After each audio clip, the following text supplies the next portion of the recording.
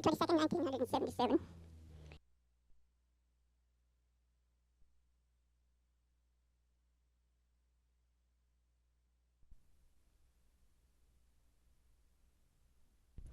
This is September 22nd. This is September 22nd, 1977. This morning I am at the Covenant Presbyterian Church on Lakeside Drive in Oklahoma City. I am recording the talk as made by Mrs. Neil Woodward, Sr. on women in the Air Force. This will go with a series of which she has already made us one tape on the Powder Puff Derby. She may probably mention that today. This tape is made for the Oklahoma Living Legends and the Historical Society of Oklahoma City. Thank you. Testing, testing. Mary B. Roberts, testing, testing. Mary Roberts. Those of you who were not with us when we originally started the club, Mary is one of the folks who helped us start this organization. She brought in important people, and they told other folks, and they came, and that's one of the reasons we've been successful through the years. Now Mary is with the Historical Society, and she's making a recording of this for their archives this morning. So you see, we're getting more important all the time. The lady that I'm introducing this morning is so busy that I didn't ask her for a resume. I just picked up one of her many press notices, and it doesn't begin to cover all the wonderful things that she does and is doing. But I'll just read a few of these things to you. This was written when she resigned from the health board, and it said Velma Woodward resigned after a 23-year term of the health board. She was appointed by the Oklahoma County Commissioner Ralph Adair. She served as secretary for the board from 1954 until her resignation. She was the only woman to serve on the board until the appointment of Miss Juanita Proctor. Mrs. Woodward is active in successful merger of the Oklahoma City Health Department and Oklahoma County Health Department, which is required by the state legislature. She is also instrumental in gaining the support of the League of Women Voters and other community organizations. Calling her vital force in public health, Dr. Charles Ethal, chairman of the board, said she was an effective bridge between the medical community and the health department. Her first-hand, I ran around till I'm out of breath, folks. Her first-hand knowledge of the changes in the health department was invaluable on the board and on many occasions. Mrs. Woodward has been known for many years for her outstanding service in the community. She is a member of the Oklahoma City Chamber of Commerce, League of Women Voters, Mercy Hospital Auxiliary, Women's Dinner Club, the Big Sisters. She has served as president of the Salvation Army Auxiliary and area chairman of the United Way, and on and on and on, which doesn't go on here.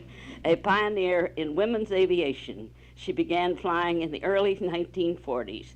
She competed in the Bicentennial Powder Derby and 2 other transcontinental air races for women. She is a colonel in the Civil Air Patrol and a member of the 99s and Soon Airs aviation organizations for women. Mrs. Woodward is the wife of the late Dr. Neil Woodward, Sr., the well-known surgeon, and mother of Dr. Neil Woodward, Jr., also a well-known surgeon. And I'm so happy this morning to introduce my friend and neighbor, Mrs. Velma Woodward.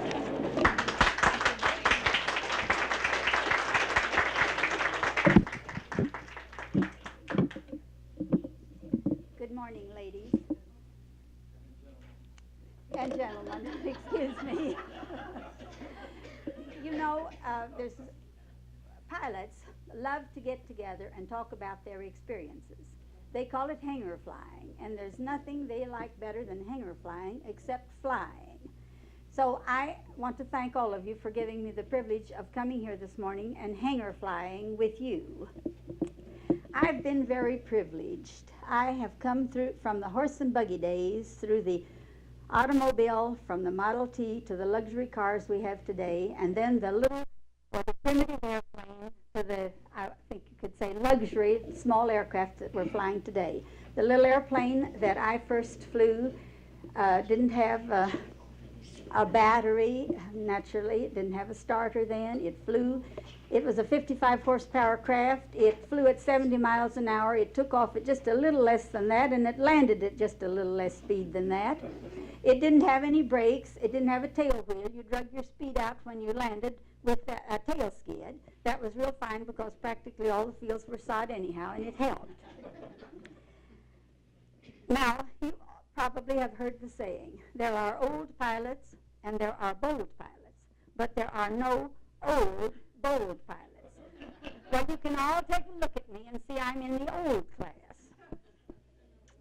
I have accumulated several thousand hours of logged pilot in command time. I have at least that much time or more as co-pilot. It's been just a wonderful experience. I have had the privilege in years past of going to Kansas City, Amarillo, Tulsa, Little Rock, Dallas, just for lunch and back again. It only took 2 hours to go over, and you had the day, and then 2 hours to come home, just so you got here by sundown. It's been wonderful, but you don't want to hear about all those just ordinary flights and what we had for lunch when we arrived. I'm sure you want to hear some of the unusual experiences. But for the number of hours I have, the things I'm going to tell you about certainly are in the minority, and please don't think I'm doing it to try to be dramatic. I suppose many of you are wondering why I wanted to learn to fly back in the day when there weren't too many women pilots, and they really weren't very welcome with the men who were flying at that time. I don't know just how many women were flying in the early 40s, but I do know that 10 years before, or a little more than 10 years before, when Amelia Earhart and some of her contemporaries decided to organize the women pilots, they got the list of all the licensed women pilots in the United States, and it was around 200. They invited all those to a meeting to form an organization, decided to name the organization, whatever number of women being as charter members, and it was 99, and that's where the name comes from, of the women that you heard me speak of earlier. Well, now, back to why I wanted to learn to fly. The first little airplane I saw, I wanted to ride it. I was so glad I could see what to do, but my father looked at it and didn't think it was safe, and I didn't get to ride. Then, when British Airways brought their first flight in Oklahoma City, before they ever started out as a commercial flight, they wanted to sell the women on the idea. So they brought in a plane, and Mrs. Banks took a group of women aloft for a flight and for lunch. Now, a friend of mine was the wife of Velma Woodward, and she was given the privilege of being flying a group of women just to take a ride after Mrs. Braniff and her guests came down. And I was one of those people. Well, I thought it was wonderful, and I immediately became a salesman for commercial aviation, which is exactly what they wanted. That was the idea for the ride. Well, it was quite some time before the opportunity presented itself to me to learn to fly, and I'll tell you how it came about. My husband had a couple of young men patients. They saw the war coming. They just had high school education. They knew they'd wind up in the American Army, and they didn't want that. So they paid $300 for a quarter interest in a little Taylor craft. This little Taylor craft I described to you. They learned to fly, got their flight instructors ready, and got a contract with the Army. But they were ready to sell the airplane. They needed the money, and I guess they thought Dr. Woodward was the most valuable person. So they started going to his office at closing time and trying to sell him that $300 interest. He followed them around for 4 or 5 evenings, and finally they said, now, Dr. Woodward, if it's your wife that's keeping you from buying, why don't you let us go out and talk to her, because we can sell her on the idea. And he said in stronger language than he usually used, don't do that, boys, she'd give you the money. That was the wrong thing to say. So he came home and told me about it. He went out and took a ride in the little airplane, and the next morning he gave the boys the $300. To make a long story short, he said he had to pay for my flying time to get me out of that airplane long enough to let him learn. The training was rather simple at that time. We paid $1.50 an hour for flying time on the aircraft. And that practically covered all the expenses of the aircraft. A flight instructor cost $3 for an hour.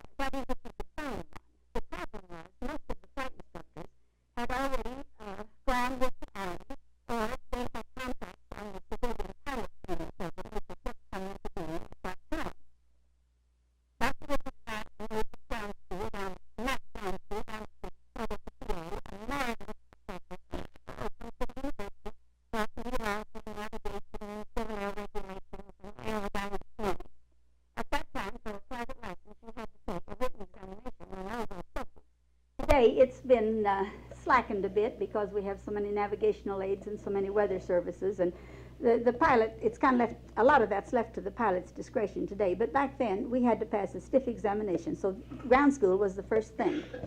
I finally found an enterprising young man who was working for the Army as an instructor, but he could use a little extra money, and he did give instructions on Sunday or on the day that he had off from the Army, or sometimes real early in the morning before he went to work for the Army.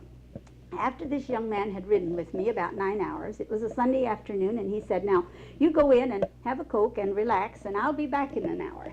Well, I had an idea immediately that he was going to solo me.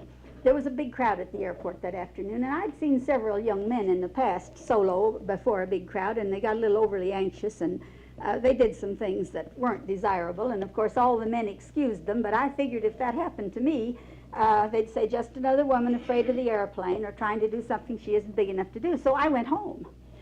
The next afternoon, I called him to set up an appointment for another flight, and he wasn't so sure he wanted to ride with me anymore. He accused me of just wanting to come out there and have him ride around with me. He didn't think I wanted to learn to fly at all, because if I did, why did I go home when he wanted to solo me? I finally convinced him that why I went home and that I really wanted to learn to fly, so he decided to give me another chance. After 3 or 4 more hours duel, I really was just ready to push him out, either on the ground or in the air. I wanted to get rid of him and fly that plane myself. He got out, and there was no problem at all. It was wonderful.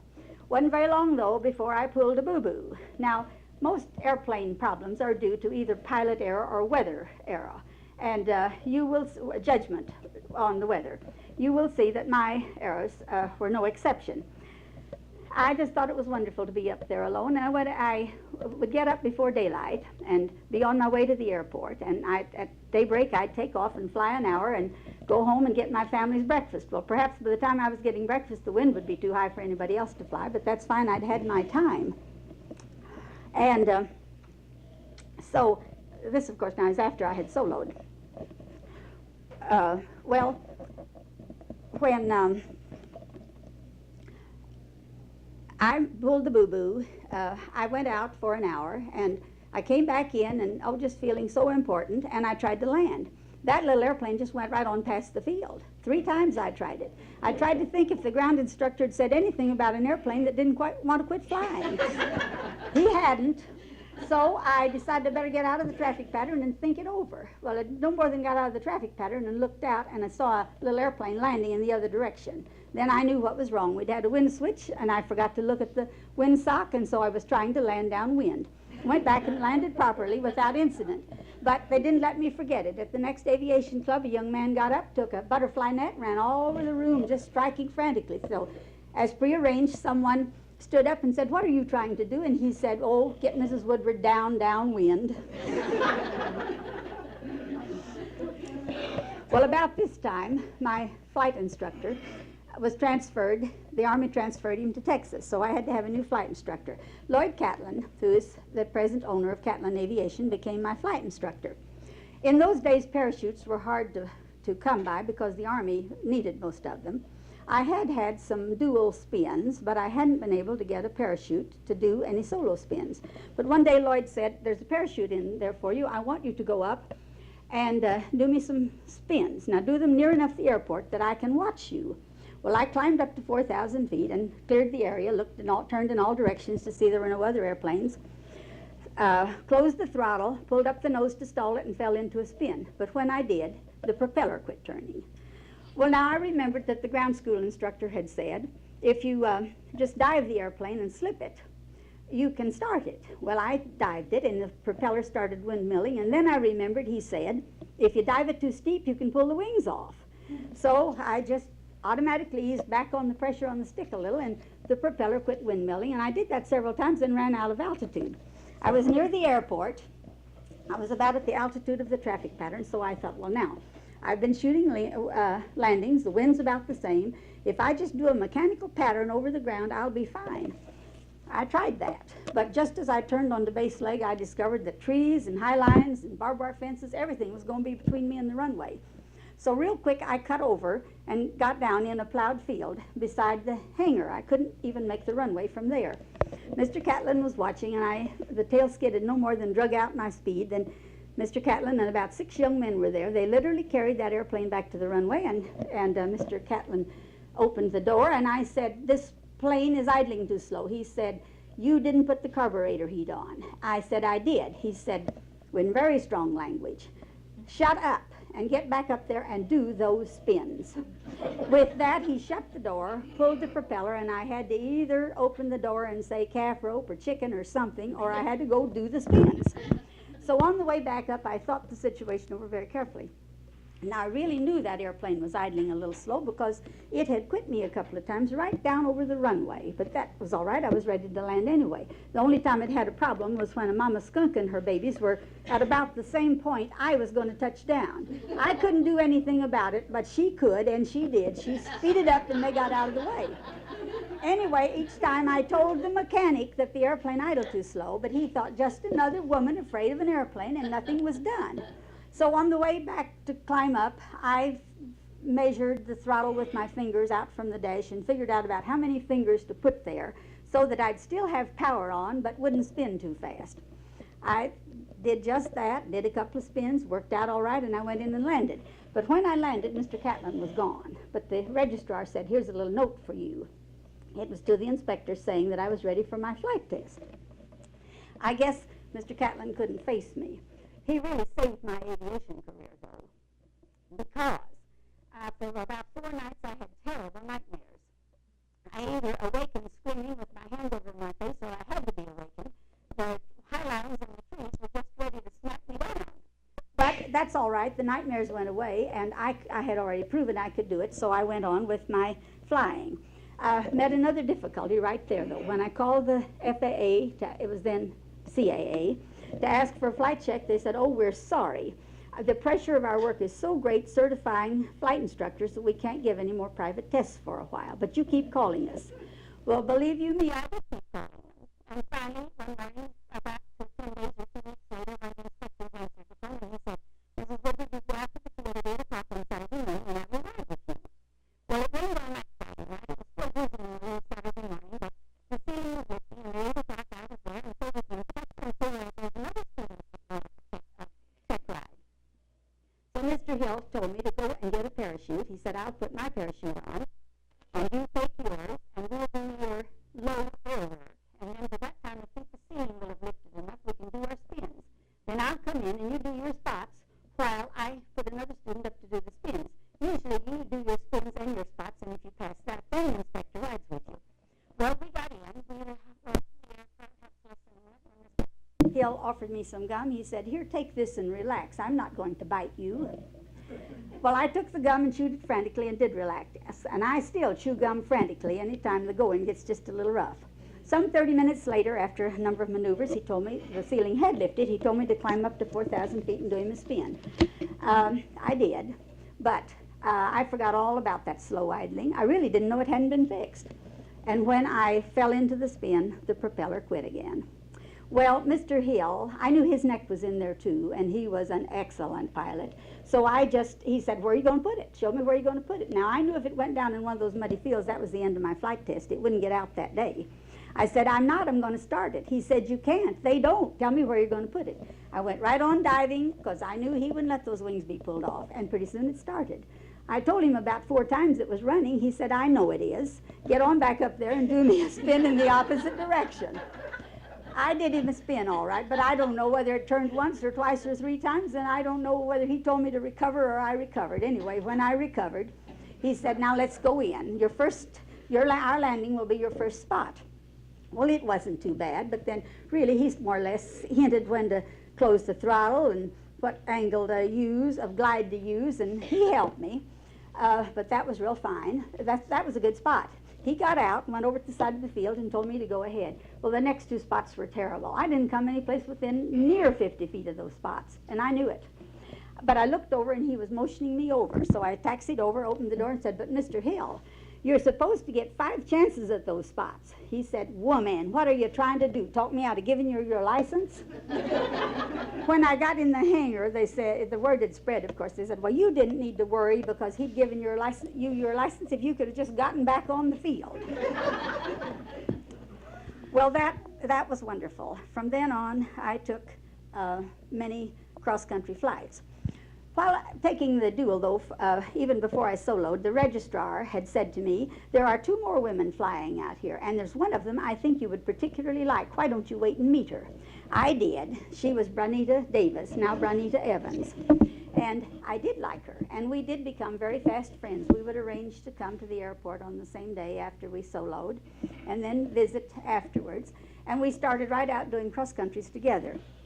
Our first cross-country was to Louisiana, but this time the war was just around the corner, and my brother, being a reserve officer, had been called up and was down in Louisiana, so we decided to go to New Orleans and spend the weekend with him. After 3 starts, we'd go out and meet a little shower and go back to the airport. Wait a little bit and go back again. Finally, with some urging from her husband, who was at the airport, we went around enough showers to get out of it and on to Louisiana. Everything was fine until we were about halfway between Alexandria and Baton Rouge, and my feet began to feel hot, and I said, Branita, are your feet hot? She said, yes, they are. Well, I felt the firewall, and the firewall was hot. We were about halfway, and we had a tailwind, halfway between Alexandria and Baton Rouge, and we had a tailwind, so we decided the best thing to do was go on. It wasn't long, though, until she said, my head hurts. So I opened the window, put up a chart, and deflected the air across us. We got on the ground in Baton Rouge without incident, but Branita had to hold on to the airplane to stand up. I went and asked for a mechanic, who came out, took down the cowl, and the muffler fell on the ground in, I think, 1,000 pieces. So we were getting carbon monoxide, and there were flames licking at the firewall. My brother was there. He immediately rounded up an Army doctor who came over and suggested that we go to the hospital and take some intravenous glucose for this carbon monoxide poisoning. We didn't want to do that, so he said, well, go get you some coffee and saturate it with sugar, sip it slowly, and that will help. That we did. I sipped the coffee, and I could retain it, but poor Branita, 3 or 4 sips, and she was upchucking. When I was all right, though, we decided to put her in the back seat of the car and head for New Orleans. She had a rough weekend. She laid down in the back seat most of the time. She did go in the restaurants and order food, but she couldn't eat, so I ate hers and mine too. When we came back to the airport, we'd asked them to take care of that muffler, but nothing had been done. They said they didn't have a new muffler. They didn't even have an old muffler they could put on, and besides, it was illegal. As a matter of fact, they didn't even have a mechanic that day. But they suggested we phone Alexandria. We did. They had an old muffler they had taken off of a plane. They couldn't sell it to us, but they would give it to us. It would get us back to Oklahoma City. If we would pay the price of a plane and a pilot and the mechanic's fee, they would bring a mechanic down and he would put the muffler on for us. So that's what we did, and we got home without incident. About this time, I met another obstacle. You had to have, couldn't leave the ground anymore without a flight plan. To get a flight plan, you had to have a little card with your picture on and a lot of pertinent information, and to get that little card, you had to have a birth certificate. Well, I was born in Indian Territory, so I didn't have a birth certificate. Took me some little time to get enough affidavits and enough certified school records to prove, to get that I'd been born and get a delayed birth certificate and that said license and get back in the air. Very shortly thereafter, the WASPs were organized, the Women's Army Service Pilots, and oh, how we would like to have been WASPs. But this time they're calling these 3 women the 3 Musketeers, but the age limit for the WASPs was 34, and we were 35. The Civil Air Patrol was organized shortly thereafter. We all joined the Civil Air Patrol and did everything that we possibly could do during the war. We flew flight missions, we flew mercy missions. I remember we took supplies to Woodward at the time of the tornado. The search missions were very interesting. We'd be based someplace, sometimes for 3 or 4 days. We'd go out and fly. The lead pilots, say there were 8 planes, would go out 8 miles. Then the planes would be spaced a mile apart, each one with an observer, and we would sweep that area to the state line or wherever they thought the lost plane might be, and then come back. And sometimes we spent days doing that, and it was very interesting, and we really felt that we had a little part. About this time, the 3 of us, though, decided that we'd like to learn to fly better. We had no problems cross-country. The weathermen didn't pay too much attention to us. They acted as if they stopped and helped us analyze the weather. We'd be afraid to go anyhow. And in addition to that, people were being stranded at Will Rogers Field, and several little airports called us and said, would you take so-and-so who's stranded here to St. Louis or Dallas? Now, we know you can't charge, but we license, and that'll put an end to that. So we hired this marvelous professor from Oklahoma City University to tutor the three of us, and we took our ground school work for our commercial license and additional flight training. And the day we arrived at the airport to take our flight test, all three of us, the inspector walked in, looked over there, and said to us, "Boy, are those three women waiting for a flight test?" He said, "Yes." The inspector turned to us and said, "What's the matter? When did you get the idea for a commercial license and the other people in the outgoing?" The daddy picked up the phone and called the office and said, "There's three women out here writing a commercial flight test, and I don't want to ride with any of them. Send another inspector out." They sent the inspector out, and we got our licenses. I think maybe one trip I might tell you about. I still had a little two-place airplane, but a friend of mine who had a private license and less than 100 hours flying time had a four-place airplane. So she asked me if I would be willing to fly her airplane to Virginia. Her daughter was in college there. We would attend the graduation, and then we'd bring her daughter home. I was delighted. That was a real opportunity. Well, we left Oklahoma City and refueled in Memphis and checked the weather, and it was supposedly fine all the way. But about halfway between, about 75 miles this side of Nashville, we began to run into low ceilings. I kept getting lower and lower and lower, and pretty soon I'm just almost on the treetops. It's too late to go back because the clouds are behind, too. There was only one thing to do, and that was get down where I could see to get down. So we did a little time, and there was a pretty nice little wheat field, not more than a mile from the little town, and I just circled that little wheat field and landed. It wasn't but a few minutes until I came through half the time. Wasn't but a few minutes more until the rain came, and I mean the rain came. I looked out, and here was a drunk sitting under the wing of the airplane smoking a cigarette, and I opened the door, and I said, "You get out, put out that cigarette, or get out from under my wing." He said, "Lady, I was in the Air Force, and I smoked somewhere a lot better airplanes than this, and I have no intention of giving it." Well, now, since we were going to bring her daughter home from college, and she had lots of belongings, we had gone with really just practically a night. We didn't even have an extra pair of shoes.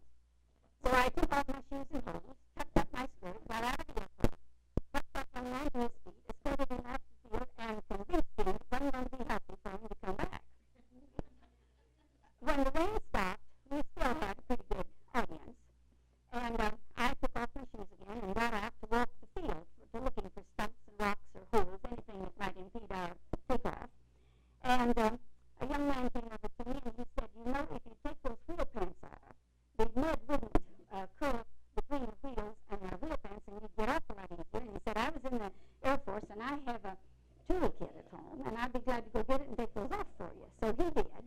We put them in the back seat, and then we taxied clear to the end of the field, and some nice young man just almost lifted the tail around so that it was just touching the fence, and we took off. We just barely cleared the field. We got over the trees at the end, but we didn't have much to spare. I had offered to phone Nashville and ask for a professional pilot to come get the plane out, but my friend insisted she thought I could do as good a job as anybody. Now, when we were airborne, but just barely, she said, "Velma, what did you do as we came down that field?" And I said, "I prayed as hard as I could." She said, "So did I." And then she said, "Listen, would it have helped any if I hadn't been in this airplane?" And I said, "It would have helped 130 pounds.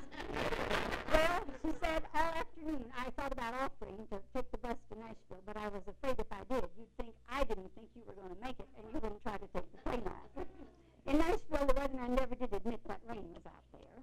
But that was the end of our flight. We didn't get to graduation. We called the college, and the next morning her daughter was fortunate enough to get a flight to Nashville, and we came home without incident. Another memorable experience, we went in this same four-place airplane to the all-women air show down in Florida. The 99s met down there. Actually, it was the time that the Amelia Earhart Scholarship was founded by the 99s.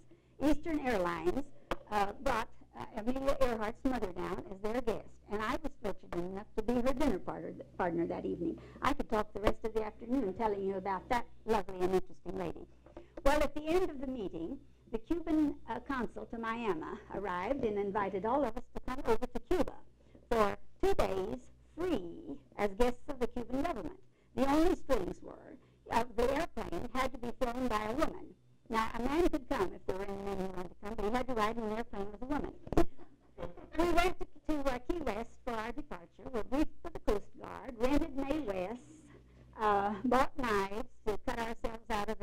fabric airplane should we have a forced landing at sea, bought some dye packets to throw on the water.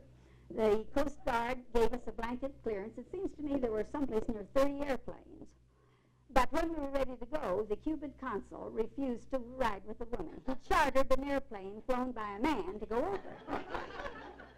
When we arrived in Cuba, the little thunderheads were building up all around, and we all got down, but we were scattered all around, some on the beach, some on the Army airfield, and some on the municipal airport where we were supposed to be.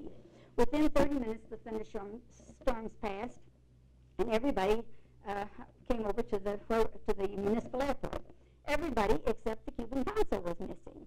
They took us on to town to a reception, and before the reception was finished, they told us that the Cuban consul and his pilot were in Key West. The next day, and would be over the next day when they came, his pilot didn't make any bones about saying that the consul panicked and just demanded that he return to Key West. When those little thunderheads along the coast had frightened him.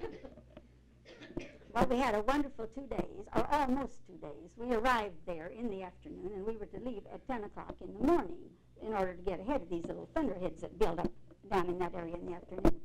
We all were on a blanket flight plan controlled by the Coast Guard. When we were ready to leave, there was one airplane, an old Army airplane that was flown by two women who had been in the WASPs, who had instrument ratings, and they also had instruments in that airplane. They had two flat tires, and for some reason they didn't seem to be able to get those tires inflated.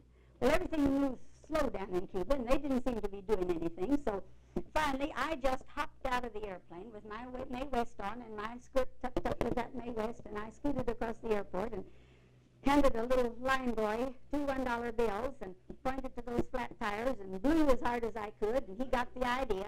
He went over and inflated the tires, and we all took off. In Key West, though, the last we saw of those girls, they were trying to borrow enough money from their friends to pay the duty on the liquor that they were bringing back. You had to be gone 48 hours or pay all the duty. Well, it was great fun. Shortly thereafter, Bronita and Mary, the other woman, and I went to San Antone to a meeting. The wind was 40 miles an hour that morning, but it was right out of the north. We got in the airplane in the hangar down at Chickasha. It was her plane. It had all been checked. They opened the hangar door. 3 or 4 hung onto the wings. We taxied out, took off for San Antone, right out across the grass. And we really had one ride. We were in San Antone in less than 2 hours. Now, Dr. Woodward and I, he got his license in a little over a year. He just didn't have the time to fly, and when he did, the wind was too high. We took a number of trips together, but you know, the pilots say, if you're in a hurry, don't fly in a little airplane. Well, Doctor was always in a hurry. Either at the time we should be leaving, a patient needed attention, or we had to be back at a certain time because he had a surgery schedule. So many, many times, medicine was his first love. I was second, and the airplane was way down the ladder. So many times I stayed with the airplane and came home the next day or the next day, and he came home on the airline to meet his schedule. We did have a couple of rather interesting trips together. One, we started to Philadelphia to a medical meeting. Now, the war was still on, and transportation was hard to come by. At the time we should have been taking off for St. Louis, he was in St. Anthony's Hospital, and I was sitting in the car behind the hospital, very anxious. It was really too late to make St. Louis by dark, but we took off. About 75 miles this side of St. Louis, darkness was catching us. So we picked out a little field and landed on a hillside. It turned out that the farm on which we landed belonged to an aeronautical engineer from Curtis Wright in St. Louis. He was delighted to see us. He told us we were very fortunate. It rained there all morning, and that hillside was about the only place where we could have landed without getting mired in the mud, and he had just taken his cattle out of the field. They gave us a lovely dinner, kept us for the night. The next morning, since I weighed the least and the field was very short, the man took Dr. Woodward and the luggage to a little landing strip he knew of about 15 miles away, and I flew the airplane out. Well, that was not the end of our problems that day. We refueled in St. Louis, and we're going to refuel in Indianapolis. But as we passed over St. Elmo, Illinois, the doctor saw this nice little field, and he said, why don't we refuel there instead of going into a big field in Indianapolis? It'll take less time. So we landed, and the sirens were running when we came in. We said, what's going on? And they said, oh, we're just practicing. We refueled. Doctor was flying. He taxied out to the intersection and was going to take off. And I said, my instructor said, the runway behind you never did you any good. He said, oh, all right, I'll use it all. And he taxied back. 50 feet in the air and 2/3 of the way down the runway, that little airplane quit. Well, he got down, back to the runway, but of course he couldn't stop before the fence at the end of the field. But he veered off the runway and into a haystack, and that gave us a real easy stop. The sirens were right there immediately, and they said, what happened? And I said, it quit. Seemed to me like it might be water in the gasoline. They said, oh, we had a leak in our gas tank, but we thought we had it fixed. No other gasoline was available, aviation gas. We were afraid of automobile gas. So we spent the rest of Sunday afternoon straining that gasoline through chamois that the airport provided. Finally, late in the afternoon, just enough time to get to Indianapolis, we took off. Well, the meeting was in Philadelphia the next day, so there wasn't time to fly on. We put the airplane in a hangar in Indianapolis and took a cab to the railroad station. There was a train to Philadelphia in about an hour, but they only had one roomette on that train. We bought 2 tickets in the roomette train. When we got on the train, we were not on speaking terms because I thought it was all his fault that we'd had all these problems.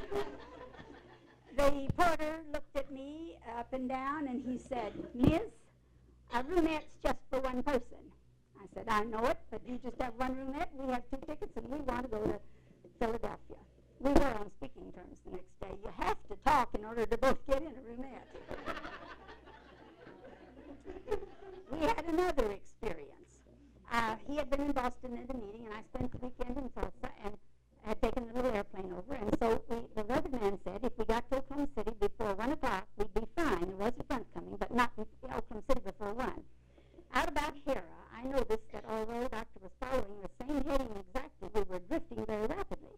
I told him about it, and we were, of course, supposed to stay out of the Tinker area. But by the time we got to Tinker, he'd corrected the heading, but we were still drifting, and we were right over the edge of Tinker's runway. So a red and green light was going, which meant there's danger, and you're welcome to come in, use extreme caution, etc.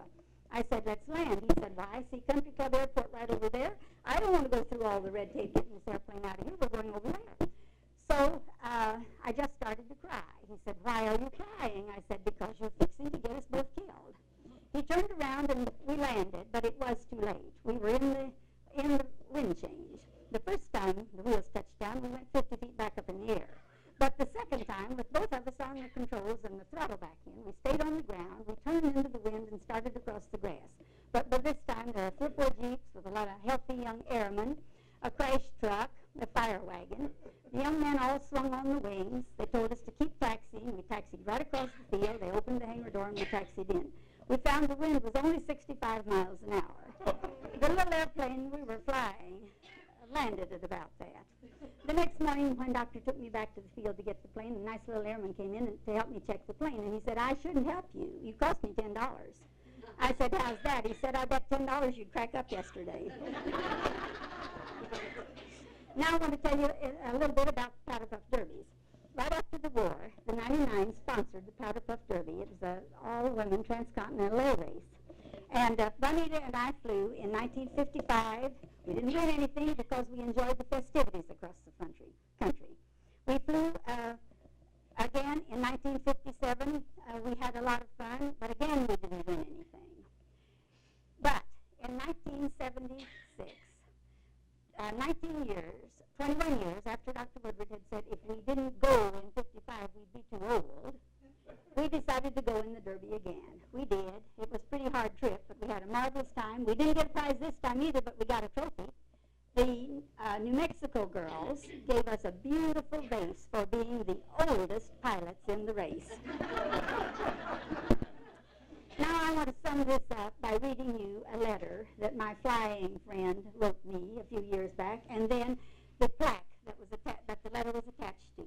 December the 9th, 1973, to Velma Woodward, in memory of the many wonderful hours and experiences during our 30-plus years of flight together. From the little red Aeronautica Chief, which took us on our very first real cross-country together, to the Cub Cruisers, Luscombe, Stensons, and Cessna Skylane and my Cherokee Arrow, which we now own. We have flown from coast to coast, border to border of these United States, to Cuba, Central America, down to San Jose, to Edmonton and Toronto, Canada. We have seen aviation grow up from those planes we first flew with tail skids and no radios to the sophisticated planes we fly now. Our flying days, for the most part, are over, but the memories and experiences will be with us as long as we shall live. And so, to an excellent pilot, a wonderful friend, the very best flying friend any pilot could ever have, the best navigator, I dedicate this plaque. And the plaque is High Tide. It was written by John Gillespie McGee. Every pilot loves it, and I want to read it to you. Oh, I have slipped the soaring bounds of earth and danced the skies on laughter-silvered wings. Somewhere I've climbed and joined the tumbling earth of sunset clouds, and done 100 things you have not dreamed of. Wheeled and soared and swung, high in the sunlit silence. Hovering there, I've chased the shouting wind along and flung my eager craft through footless halls of air. Up, up, the long, delirious, burning blue, I've topped the wind-swept heights with easy grace where never lark or even eagle flew. And while, with silent, lifting mind, I've trod the high, untrespassed sanctity of space, put out my hand and touched the face of God. Thank you.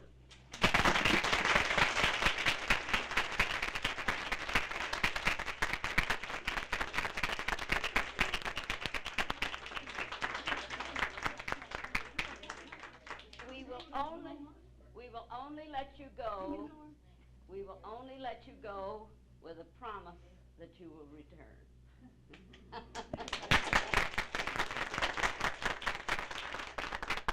Isn't it wonderful to have someone tell us these experiences, and what a wonderful, wonderful day it's turned out to be. Velma, I just don't know any words good enough to thank you for this hour. Marie, I love you too. Mary, thank you for coming. And ladies, do come and visit us again and bring Velma with you. And we have another lady that came in a little later that I didn't have an opportunity to tell you. And Mrs. Hazel Ray Ferguson is here with us this morning. And she will be talking to us in October of her experiences, her world travels. And she's particularly going to talk to us about India. And we want to welcome her with us this morning, too. I hate to let you go, but I do know that it's time. So promise to all come back, and we'll continue to have good programs for you.